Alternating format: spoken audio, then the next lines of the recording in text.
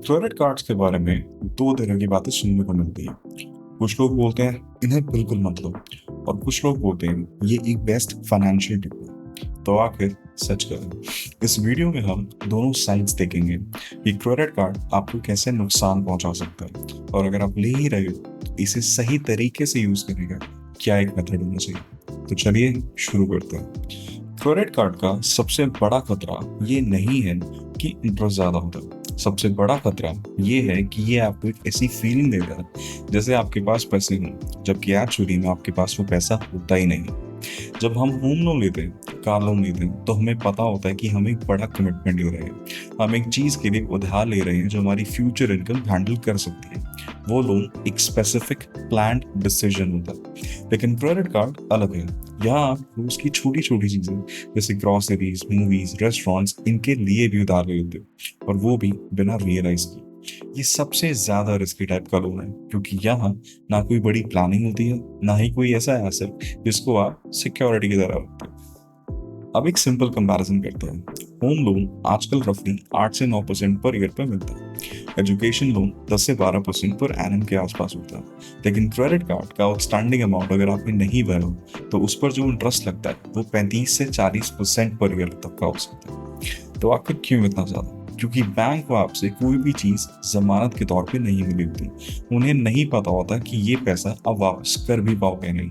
तो वो बेसिकली अपना रिस्क कवर करने के लिए आपसे बहुत ज्यादा इंटरेस्ट चार्ज करते हैं। अब जानते हैं दो ऐसे तरीके जिससे क्रेडिट कार्ड कंपनीज पैसा कमाती हैं।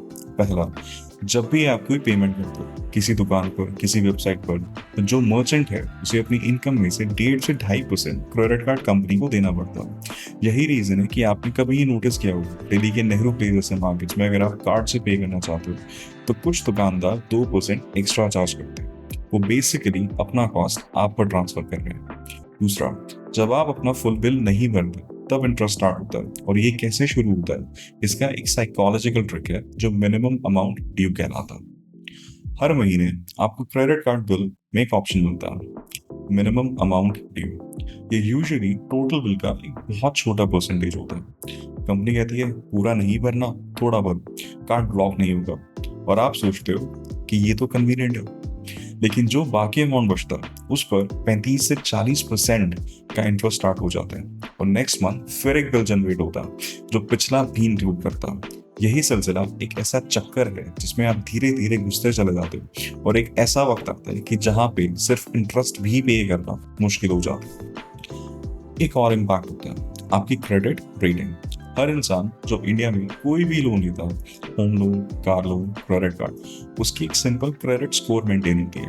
और ये स्कोर बताता है कि आप कितने रेगुलर और डिसिप्लिन तरीके से अपने पेमेंट्स करते हो। अगर क्रेडिट कार्ड पेमेंट मिस होती है या फिर सिर्फ मिनिमम पे होता है तो ये स्कोर गिर जाता है। अब जब भी आप फ्यूचर में होम लोन या कोई बड़ा लोन लेने जाएंगे, बैंक पहले ये स्कोर चेक करेगा। लो स्कोर का मतलब या तो लोन मिलेगा ही नहीं, या फिर बहुत ज्यादा इंटरेस्ट रेट पर मिलेगा। स्टूडेंट्स और फ्रेश